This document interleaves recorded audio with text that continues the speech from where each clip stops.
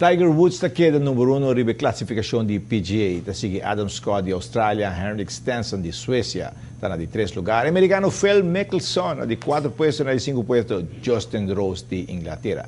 Dia 7 hoje de dezembro tinha World Tour Challenge de golf que por mirar aqui na ATV. E na Tour Corredor de distância largo, já domingo agora, tem carreira de 10 km. Ice Tour, Aruba 10K Run. E me recordo começar dia domingo 6 horas mainta, então 10 km. E nós também usa chip system, também tem diferentes prêmios, iPhone, tudo isso também tem como extra, apesar que tem em cada categoria também tem prêmio também de troféu. E me nós está club e na 4 horas mainta acaba para check-in, e me bem na hora. Quarto para 6, nós será e check-in, que me se bota depois de quarto para 6, bota for. Que me bem na hora, por 4 horas nós está abrir para check-in, recebemos chip, recebemos BEPS.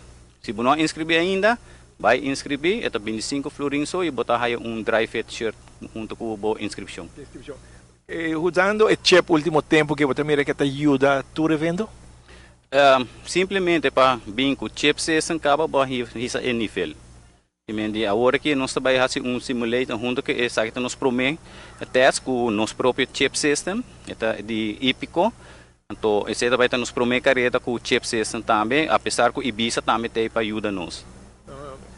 E mira que receita é importante também, você sabe que tem o controle. Sim, correto. Botar aí o tempo mais safe, medir o tempo assim como o drenta, vai super ligeiro, que o manual também é bom, mas o manual dura tique mais largo. A Careda, por onde está sali, que ruta está? Well, a ruta está como o seguinte, para nós fazer 10K, nós começar na altura de Baubau Restaurant, Excellent Hardware na Pontão, caia nessa Petrona, nós vai em direção norte para a rotunda de Tanque Flip. Na rotunda de Tanque Flip, nós viramos na Robes, para a direção de rotunda Sasaki. Que me bota passador de rotunda na Rato também, vai estreita boa. Na rotunda de Sasaki, bota aqui vai linksaf. Via Sasaki weg, Smith Boulevard, sigue vai straight, passa straight rotunda de Wendy's, passa bana Robé, bana direita de Valero Boulevard. Bota aí na cruzada vai X-Dewey. E na aqui também na links, vai direção de Paardenbay, Driemaster Straat, aí na cruzada com Madiki. E na bira naman direita, vai rotonda na Pontão. Então na rotonda Pontão, kita naman links sa Trobe, vai straight north, para acaba de Lanti Ice Store.